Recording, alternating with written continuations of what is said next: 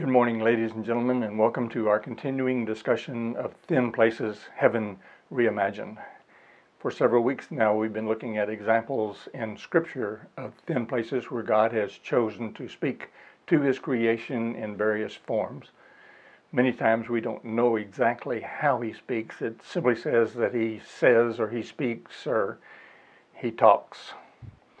Sometimes, though, we're given some clue, and He may take an anthropomorphic form like the three men we saw last week, or He may talk through a whirlwind or a burning bush or through an angel. Sometimes, though, we just don't really know. We also saw Him speaking to His creation through dreams when we looked at Jacob. Today we're going to think a little bit about the use of visions in communicating. Ever since I began thinking about doing this series of classes, I've had a young girl in the back of my mind wanting to introduce her to you. So today we're going to do that. Her name is Akiane. Perhaps you know of her. But she has an amazing story, and we're going to begin with a little short clip from Oprah Winfrey and from Katie Couric, and then I'll have some commentary on that. So we'll take a look at that now, and then I'll be back with you shortly. Who's this? This is my self-portrait. I did this when I was 8 years old with acrylics. 8 was a big year for you. Oh my goodness, I don't know what 9's gonna bring, but this is huge. So this is a self-portrait of you. This is how you see yourself? What did you do, take a picture, or how do you do yourself? Well, I just take a mirror and I look at myself, and if I don't find the right color, I just dab it on my nose and see if it's the right color. Oh yeah, I do that too. You're obviously gifted, right? Where does this come from? It comes from God. It comes from God.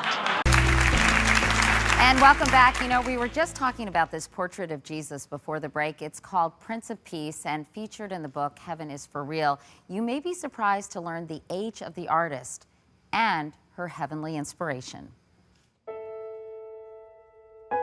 For art prodigy Akiane, heaven has always been in the details. Her paintings, complex, vibrant, and inspired by an astonishing spiritual connection. At just 4 years old, Akiane began to have visions of being in heaven and meeting God. She began translating those visions onto paper. Most extraordinary, the concept of God hadn't even been introduced to Akiane as a child. Her parents were self-described atheists. At 6, she turned to painting, bringing her heavenly visions to life through her art. I get up at 4:30 every morning and I do art at 5. Then I do probably 2 to 3 hours.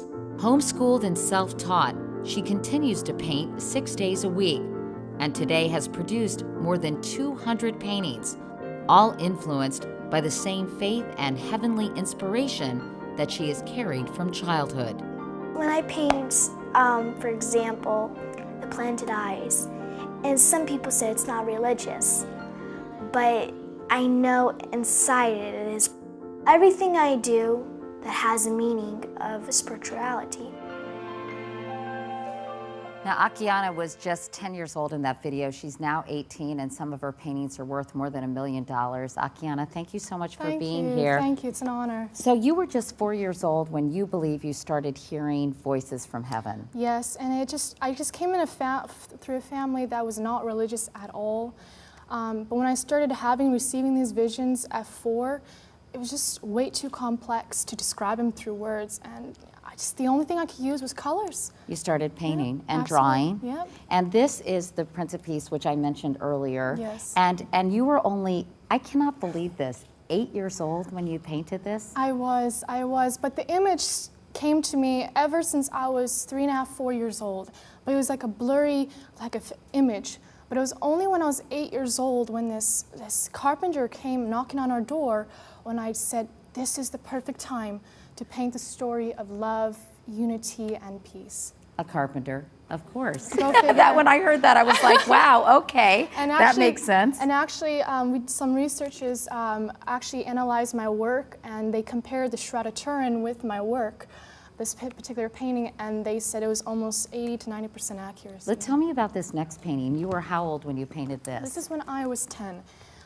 It's called Creation, and this actually happened by accident. It was a time where I just let myself go, and somehow this place came about, and I just remembered that this was the place I used to visit as a child.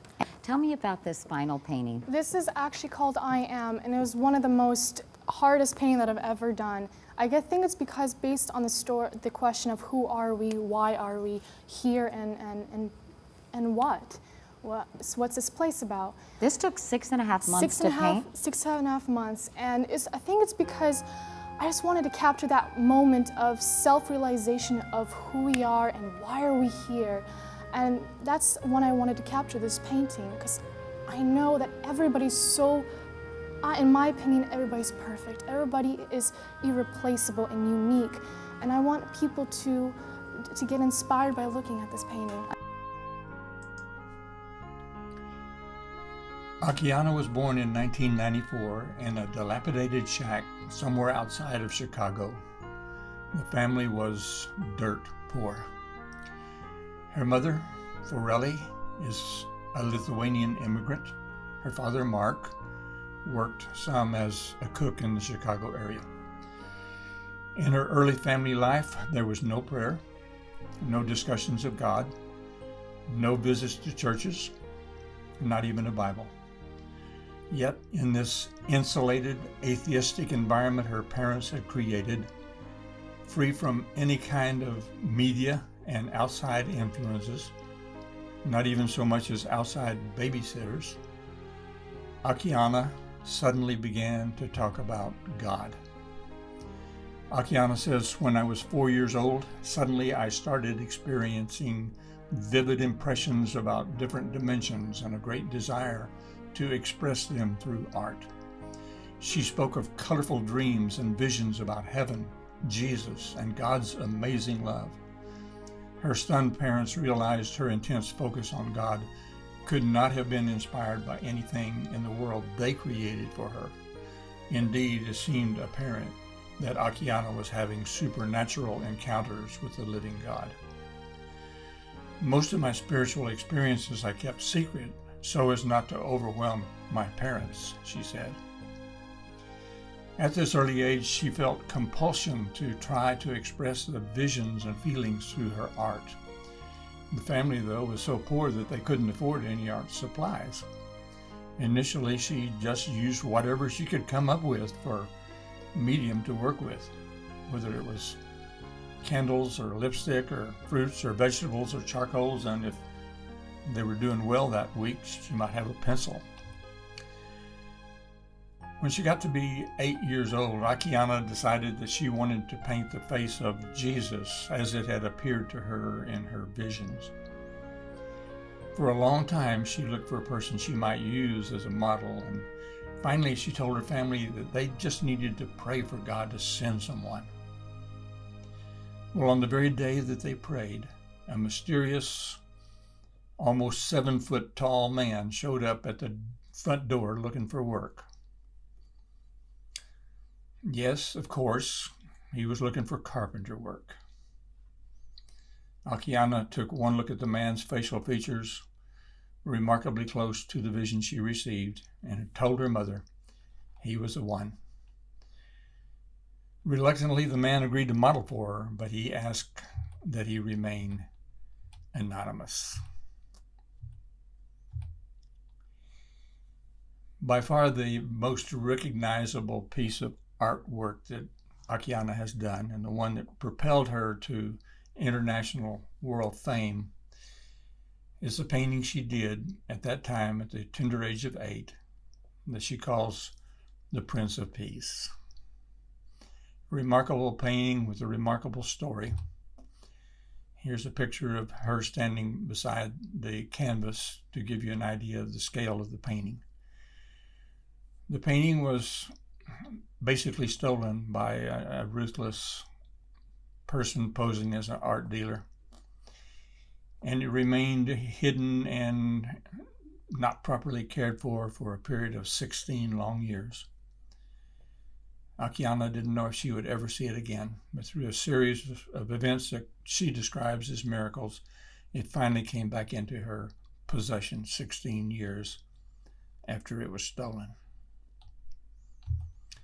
This painting is one that she simply calls Jesus, and it was done more recently and actually in her adult years. And like all of her paintings, there's a story behind it that we won't take time to go into. This painting at the age of 8, called Forbidden Fruit, Akiane created a portrait of Eve as she conceives her. It is a composite of the 4 major races of human beings. Eve representing the mother of all humanity. Akiane wanted to do a series of paintings about the missing years, those years in Jesus' life between the time that he was an infant and the time that he went into his public ministry. We don't know much about any of that from the scripture. We only have the record of the event in Jerusalem when he was in the temple and separated from his family, about the age of 13. But she's done several paintings representing those years that we don't have scriptural reference concerning. The tree of life to her is a symbol of abundance and eternal life. And this was painted at the age of 10. She says this is one of her favorite paintings. It's one she did of Mary and the baby Jesus, painted at the age of 11. Here she is with the canvas. Again, you can see the scale, the size of the canvas. The following year, at the age of 12, she painted Innocence. Of course, she did many other paintings during these periods of time also. I'm just selecting a few representative ones. Here she is painting that one, a very large canvas. She had the occasion to become acquainted with Colton Burpo. You probably are familiar with the book Heaven is for Real, the story of Todd Burpo's son who had a near-death experience. And the result of that, many years later, Todd wrote a book about it, and it was made into a major motion picture. And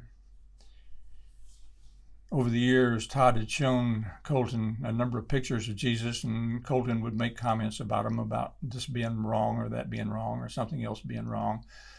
But when he looked at the picture of the Prince of Peace that Akiane had painted, he said, "That's it. That's the Jesus that I saw." Both Akiane and Colton were struck by the beauty of Jesus' eyes.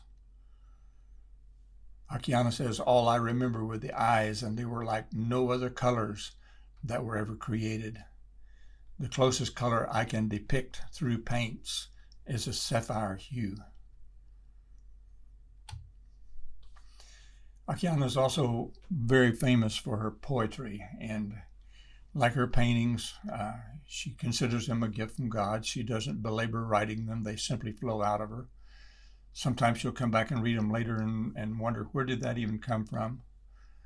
When she was quite young, she would write poetry and then have to go find a dictionary and find out what the words meant that she had used. Many of her poems are associated with paintings that she's done. In this case, the Prince of Peace poem, associated with the Prince of Peace painting. Perhaps I wanted to catch it, perhaps not. But one morning an eagle dropped a diamond. And right then, with my faulty brush full of my own hair, I wanted to paint. I wanted to paint the wings. Too late, they flew away. I wanted to paint a flower. Too late, it withered. That night the rain was running after me. Each drop of rain showed God's face. His face was everywhere, on homes and on me. I wrung out the love to make the red. I wrung out the stumps to make the brown. I wrung out the trust to make the pink. I wrung out my own eyes to make the blue. I wrung out the seaweed to make the green. I wrung out the nightly pain to make the black. I wrung out my grandmother's hair to make the gray. I wrung out my visions to make the violet. I wrung out the truth to make the white.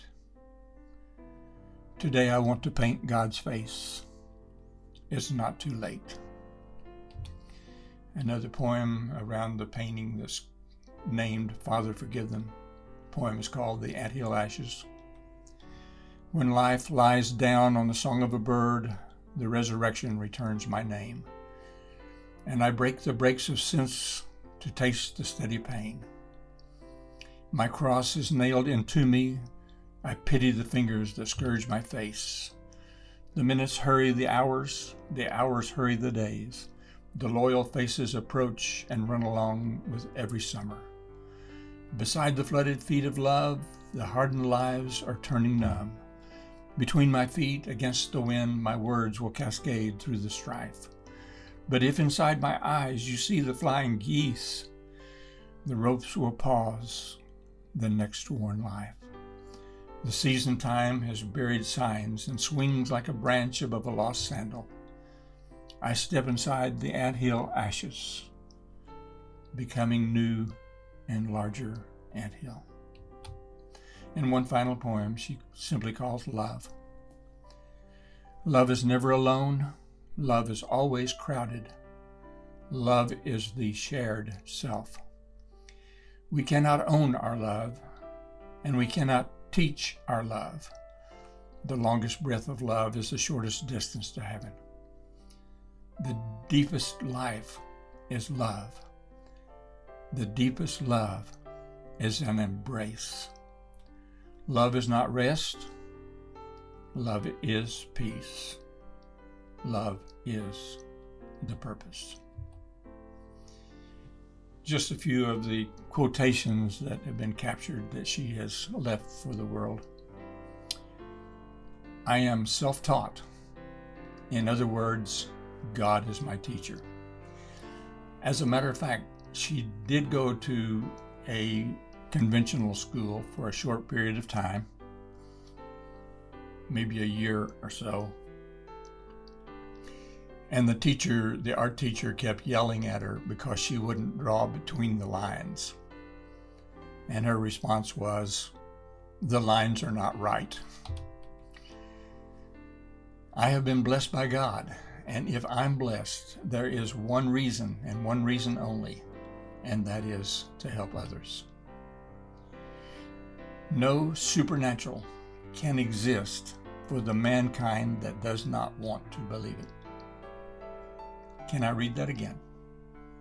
No supernatural can exist for the mankind that does not want to believe it.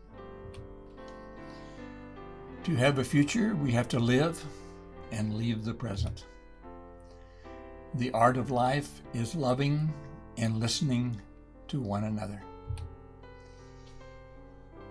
We'll close out with this picture that she simply calls I Am. This was painted at the age of 17. Today, at the age of 26, Akiane is fluent in 5 languages, including sign language. Her artwork sells for hundreds of thousands of dollars. Some of her originals are not for sale, but would no doubt bring millions if they were ever put on the market. Her home and studio are now located outside of Chicago, but she travels the world encouraging and inspiring people. She has contributed to and helped raise hundreds of thousands of dollars for charitable organizations. Akiane's discovery of God seems remarkably personal. She says, "Since nobody told me who God was, I found God myself. He's been there for me through the years. I don't belong to any denomination. I belong to God." Concerning Jesus, she says, "He is first in my mind. He is the only way to God, the only way to heaven and joy. My personal views on Jesus have only matured and deepened since age 4.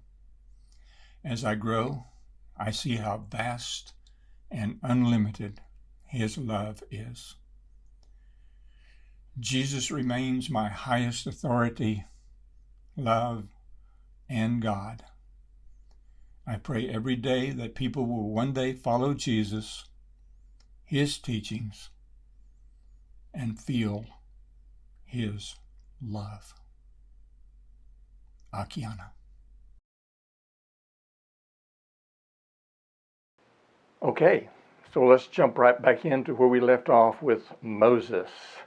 We have Moses at the burning bush, and he has been confronted by the angel of the Lord, and he has been overwhelmed by that, saying, "This is amazing. Why isn't that bush burning up? I must go see it."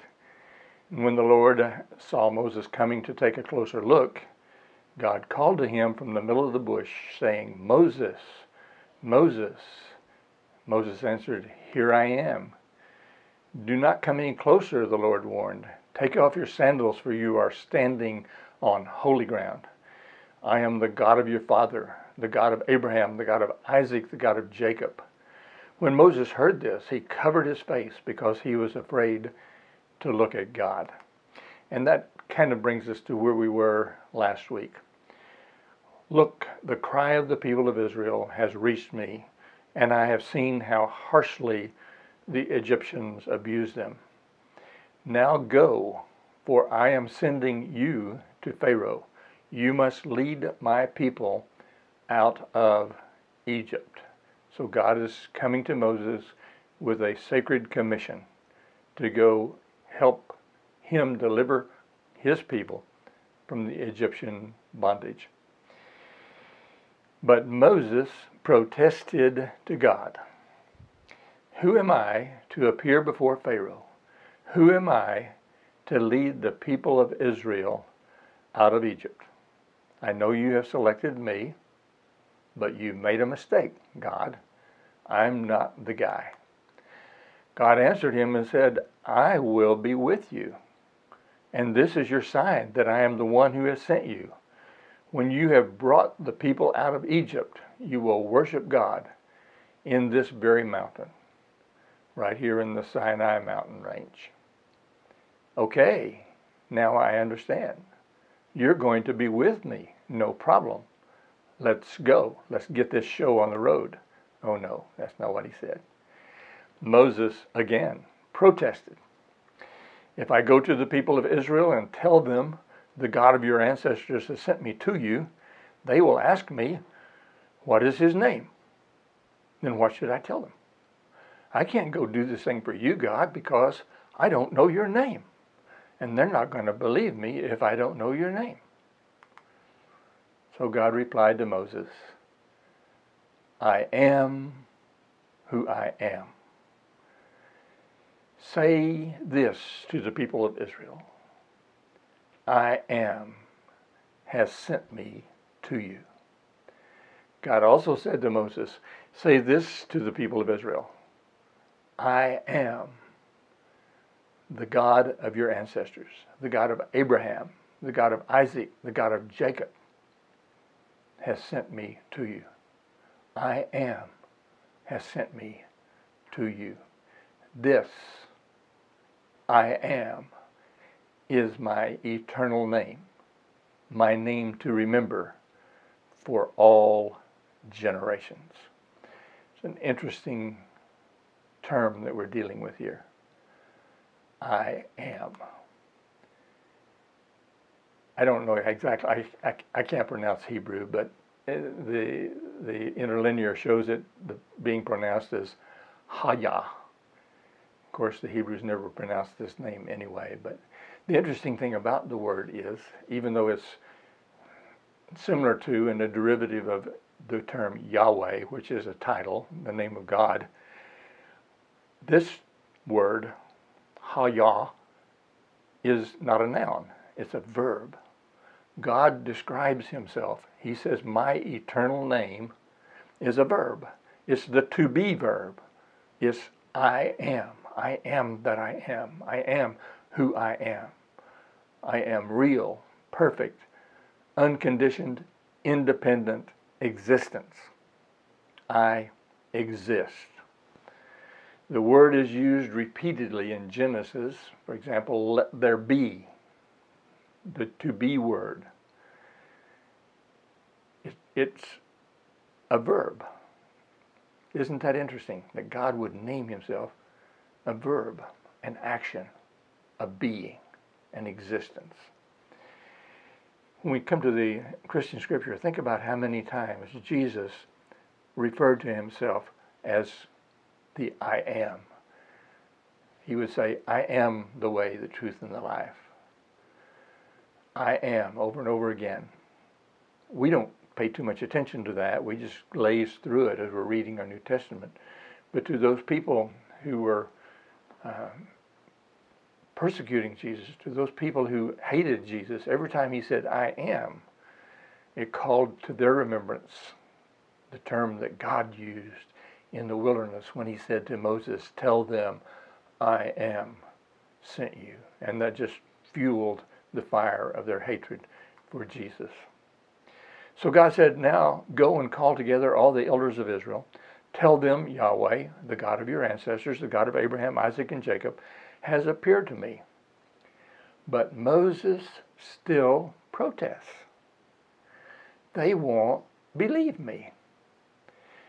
So God says, throw down your rod, your staff, and he turned it into a snake. He said, stick your hand in your robe, and it turned to leprosy, and then he turned it back to where it was no longer leprous. He told him that I will demonstrate my power through you by turning the Nile into blood. So after he does all of this for Moses, Moses says, oh, okay, now, yeah, sure, I get it. You got the power. You want me to go confront Pharaoh, and you're going to be with me, and you got the power. Let's go. Sorry for doubting you. No, he didn't do that. Moses pleaded with the Lord. Have you ever pleaded with God when you didn't want to do something you know he wanted you to do? Oh, Lord, I'm not very good with words. He's been using a lot of words so far talking to God, but he's afraid he can't use words well enough to go talk to Pharaoh. I never have been, and I'm not now, even though you have spoken to me. I get tongue-tied, and my words get tangled. Then the Lord asked Moses, who makes a person's mouth? Who decides whether people speak or do not speak, hear or do not hear, see or do not see? Is it not I, the Lord? And Moses said, oh yeah, I forgot that, God. Okay, yeah, I get it now. No problem. Let's go. God says, now go. I will be with you as you speak. I will instruct you in what to say. But Moses again pleaded, Lord, please, please, send anyone else, just not me. And then we have an anthropomorphic response from God. The Lord became angry. Now I'm sure that the God who created the universe is not reduced to our human emotions, but for the sake of Moses and to communicate with him, he appears to have the emotion of anger. And he says, all right, you win. I give up. What about your brother, Aaron the Levite? I know he speaks well. And look, he's on his way to meet you now. I would love to know how that conversation took place as far as the form of it. What form did God use to communicate this dialogue between he and Moses? Was it language? Was it telepathic? How did that actually happen? I would love to know. God continues to speak, and through Moses and Aaron, he goes to Pharaoh. And Pharaoh, of course, is rebellious. His heart is hardened. And finally Moses says, either you let my people go or I'm going to send COVID-19 down on you and you are going to be sorry you didn't pay attention to me. Oh, no, no, no, no. That's not quite right. Close, but not quite. We have the 10 plagues, don't we?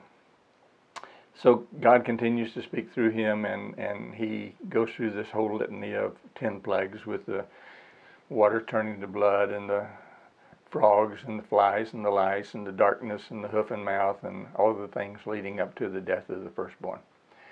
And then after they finally are ready to leave, and Pharaoh said, enough is enough, just get out of here. Then God begins to give Moses instructions, and this is going to be the beginning of a long, long listing of instructions that God will give to Moses. And again, I don't know how he communicated that.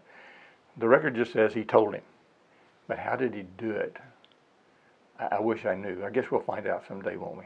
Anyway, he gives Moses all of these rules for the Feast of Passover. Passover, of course, will commemorate the events that took place with the passing over the death angel and the blood of the lamb on the doorpost and the lintels, and finally leaving Egypt. And this will now represent the beginning of the year for the Israelites. And on the 10th day of the first month, each family is to kill a lamb or young goat for a sacrifice and eat the entire animal. If a family is too small to eat the whole animal by themselves, then they can join in with another neighbor who has a small family, and they can share one together. And as you do this, you are to be fully dressed, wear your sandals, don't sit down, carry your walking stick in your hand, eat the meal in urgency. For 7 days, the bread must have no yeast.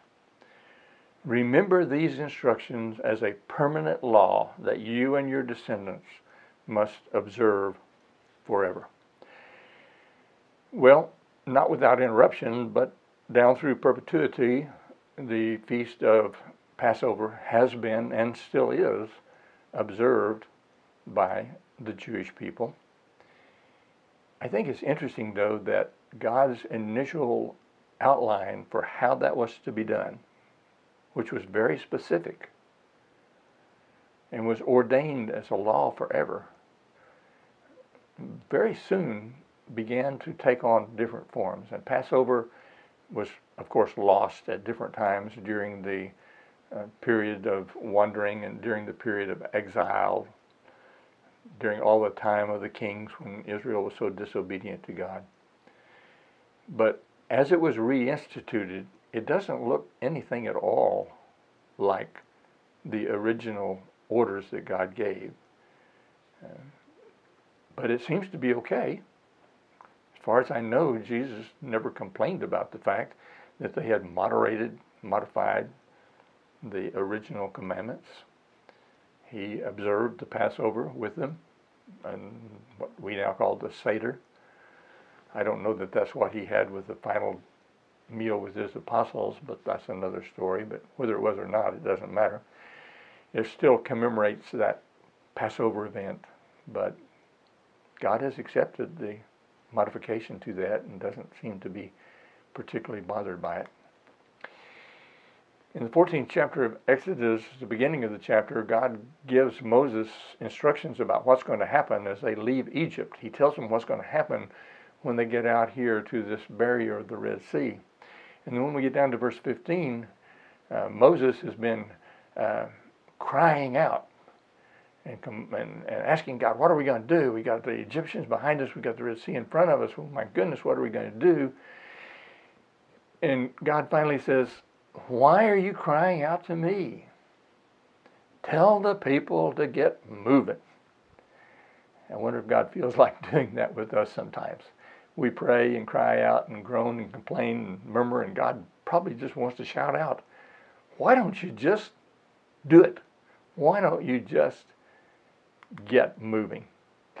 And so they come to the Red Sea and they cross over it as Moses holds out his rod, and God causes the waters to be pushed back and form high walls on both sides of a pathway that he miraculously dries up, and the children of Israel cross over. They come down from the land of Goshen in Egypt to the possibly the Bay of Nuiba, across there from Nuiba on the Egyptian side over to what's now Saudi Arabia, and from there on up to the Mount Sinai. A lot of people have speculated about where did they actually cross. Another word for the Red Sea is the Sea of Reeds, and there have been a half a dozen or more suggested locations where they could have crossed. Most of those locations have tended to try to make it easier for God to accomplish this miracle, find easier places for them to cross. And we don't know exactly where that was. But some archaeologists believe that they came down to this Bay of Nuiba, and there's some evidence that would suggest that. There is a place there as you come through the mountains down into the area of the Red Sea, where there's a flat area where a large number of people, of course, there were probably 1 million or somewhere between 1 and 2 million people coming out of Egypt along with their livestock and all of their possessions. So it took a lot of room for them. So at least this would kind of tend to lend itself to that kind of an exodus. It's a relatively narrow way across the Red Sea here. You can see the illustration on the right where the proposal is that they went across. As they went across, of course, when they had finished, the Egyptians tried to escape, but the Lord swept them into the sea. Then the waters returned and covered all the chariots, the entire army of Pharaoh. Some people have tried to create a underwater bridge there at that particular crossing. The only problem with that is that it really doesn't exist. There is a shallow drop-off on both sides, both on the Egyptian and the Arabian side. But in the middle of it, there's a very deep, deep, deep canyon. And so I have to conclude that if that's where God wanted them to cross, the God who could make the water stand up on walls on both sides could provide a dry bridge or way across that canyon. I mean, after all, you know, if Charlton Heston and Cecil B. DeMille could do it, why couldn't God do it? I'm just asking. I don't know. Anyway, at this particular location here, there's been a bit of archaeological exploration. There have been some deep sea diving. They sent cameras down, they sent divers down. And here are some pictures that they found from that area. These are coral formations that certainly give the appearance of having been formed around pieces of chariots. You can see what looks like the axle and the rims there in a couple of those pictures, and the remnants of a rim. One of those pictures is quite obviously a wheel, and the design of the wheel is exactly the kind of wheel that the Egyptians used on their chariots during the time of the pharaohs. And it's my understanding that that design was not used after that particular time period. So if that's true, and they have gone down with metal detectors and determined that there is metal content to this. Of course, all of the wood that might have been used has been long gone, and that's been replaced with the coral deposits. So, but these examples of remnants of what could have been Egyptian chariots and equipment are littered all over the seafloor there, and on both sides of the sea, both on the Egyptian and on the Arabian side of it. Was that the place? I don't know, but I think it certainly could have been. So leaving there, they go on over to Mount Sinai. And the record says that Moses cried out to the Lord, "What should I do with these people? They are ready to stone me." Leadership is not always a fun job, Moses. The Lord said to Moses, walk out in front of the people. Take your staff, the one you used when you struck the water of the Nile back in Egypt, and call some of the elders of Israel to join you. We're in the 17th chapter of Exodus now. I will stand before you on the rock at Mount Sinai. Strike the rock, and water will come gushing out. Then the people will be able to drink. So Moses struck the rock as he was told, and water gushed out as the elders looked on. I don't know if this rock formation is the one that actually was the location that Moses used to strike the rock. It is in the Mount Sinai mountain range. It's an unusual looking rock. But you have to remember that he doesn't need a stream of water. He needs a gusher. He's got 1 million plus people and their cattle to water. So it was not a minor feat to provide that kind of water. So now we're going to come into Exodus 19, and we're going to join Moses as he confronts God on Mount Sinai. Mount Sinai is a mountain range in what's now Saudi Arabia. We don't know the exact mountain he was on. There's some of the mountains over there that look like they've been charred by fire. I don't know if that would still be the case this many thousands of years later, but it's interesting to speculate anyway. Then Moses climbed the mountain to appear before God. The Lord called to him from the mountain and said, give these instructions to the family of Jacob. Announce it to the descendants of Israel. You have seen what I did to the Egyptians. You know how I carried you on eagle's wings and brought you to myself. Now, if you will obey me and keep my covenant, you will be my own special treasure from among all the peoples of the earth, for all the earth belongs to me. And you will be my kingdom of priests, my holy nation. This is the message you must give to the people of Israel. God intended the children of Israel to be a beacon for the entire world. It was never his intention that they would be a separate, isolated, insulated country that would exclude everybody who wanted to know about God. Now, he had to do some exclusive things with them to maintain their purity, to keep them from turning to idols. But it was never his intention that they would be God's little darlings and no one else would be important. They were to be his priests. They were to be his outreach to the rest of the world. Unfortunately, as we know, of course, that did not happen. So on the morning of the third day, thunder roared and lightning flashed, and a dense cloud came down on the mountain. There was a long, loud blast from a ram's horn, and all the people trembled. You didn't know God played instruments, did you? There you have it. He played the shofar. All of Mount Sinai was covered with smoke because the Lord had descended on it in the form of fire. The smoke billowed into the sky like smoke from a brick kiln, and the whole mountain shook violently.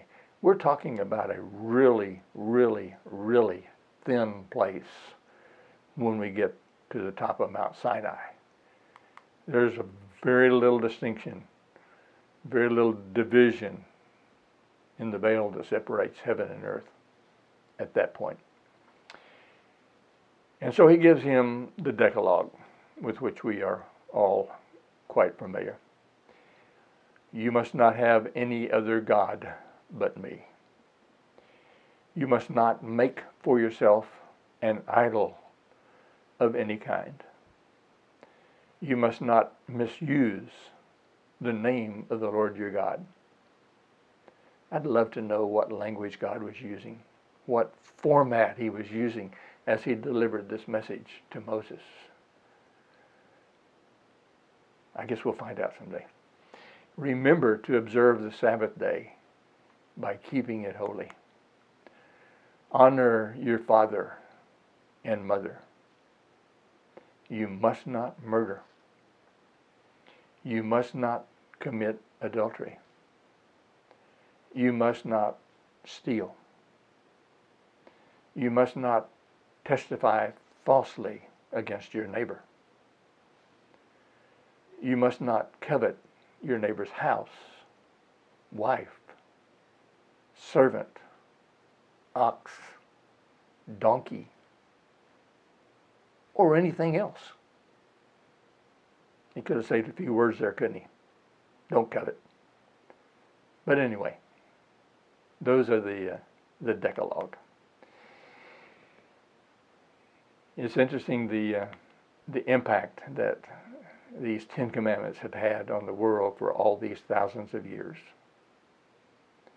So many of our United States principles and regulations are drawn directly from this original Decalogue that God gave to Moses.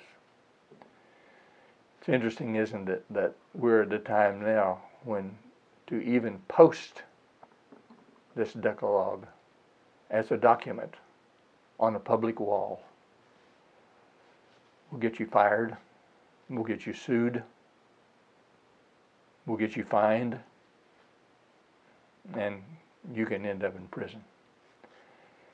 And yet these are the bedrock, foundational, fundamental moral principles that our whole society, worldwide, has been built upon for thousands of years, and will continue to be that until Jesus comes again. Well, we still have a ways to go with Moses. Moses and God had a very special relationship, and much of Moses' life was spent in a very thin place, in direct communication with God. We're going to see it all the way through this wilderness wandering, all the way up until he finally stands on Mount Nebo and reiterates all of these laws and conditions one more time for God's people, and then is laid to rest with his ancestors and joins God around the throne. Our time's up. Have a wonderful, God-blessed week.